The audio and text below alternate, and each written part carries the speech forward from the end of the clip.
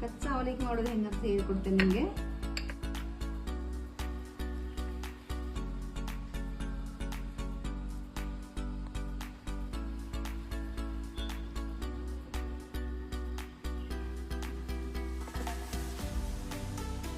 ವೀಕ್ಷಕರೇ, ಕಚ್ಚಾ ಅವಲಕ್ಕಿ ಮಾಡೋದು ಹೆಂಗಂತ ಹೇಳ್ಕೊಡ್ತೇನೆ ನಿಮಗೆ.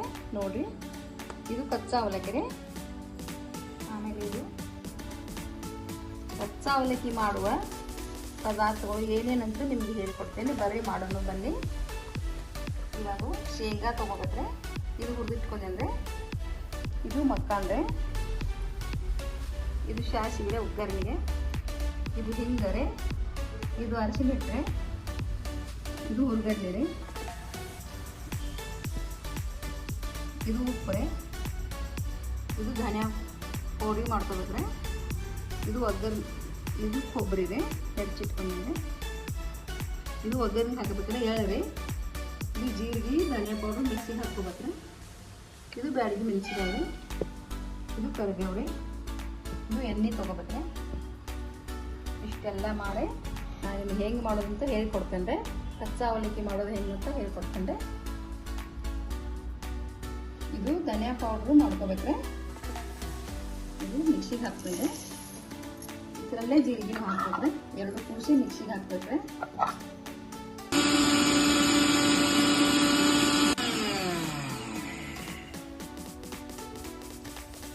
ನೋಡ್ರಿ, ಈ ರೀತಿ ಪೌಡರ್ ಮಾಡ್ಕೋಬೇಕ್ರೆ. ಸಣ್ಣಂಗೆ ಜೀರಿಗೆ ಮತ್ತು ಕೊತ್ತಂಬರಿ ಕಾಳು ಎರಡು ಮಿಕ್ಸ್ ಮಾಡಿ ಪುಡಿ ಮಾಡ್ಕೋಬೇಕ್ರೆ.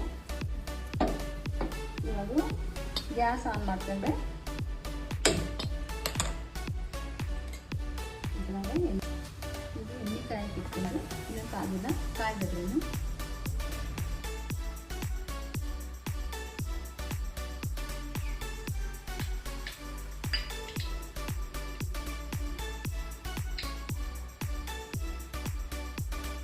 ಸಾಸಿವೆ ಹಾಕ್ಕೊಳ್ಳಿ.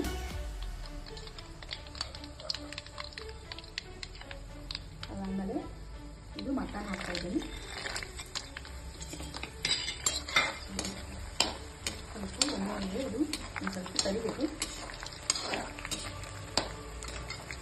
ಆನಂತರ ಕೊಬ್ಬರಿ ಹಾಕ್ತಾ ಇದ್ದೀನಿ.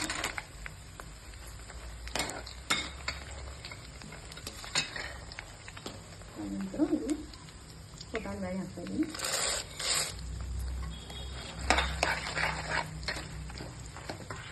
ಇದು ಎಳ್ಳು ಹಾಕ್ತಾ ಇದ್ದೀನಿ. ಎಳ್ಳು ಹಾಕ್ತಾ ಇದ್ದೀನಿ. ಇದು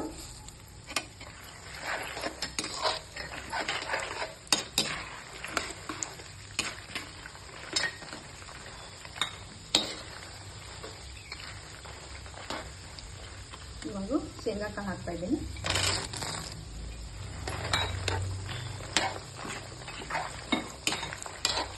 ಇವಾಗ ಈಗ ಅಡುಗೆ ಮೆಣಸಿನಕಾಯಿ ಹಾಕ್ತಾ ಇದ್ದೀನಿ.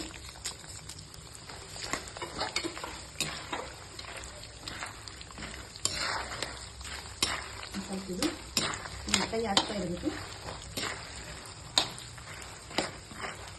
ನೋಡಿ, ಇವಾಗ ಹಾಕ್ತಾ ಇದೆ ಮಟನ್ನು.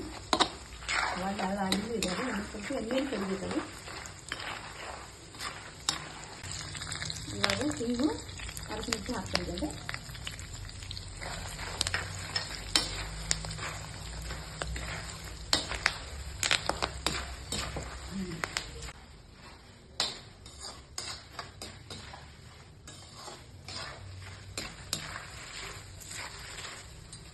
ಇವಾಗ ಉಪ್ಪು ಹಾಕ್ತಾ ಇದ್ದೀನಿ.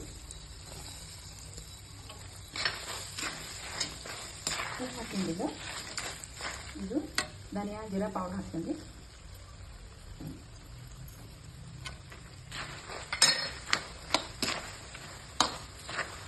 ಆಗದ್ರಿಂದ ಇದು ತಣ್ಣಗಾದ್ಮೇಲೆ ಅವಲಕ್ಕಿ ಹಾಕ್ಬೇಕು. ಬಿಸಿದ ಹಾಕಬಾರ್ದು. ಆಯ್ತು.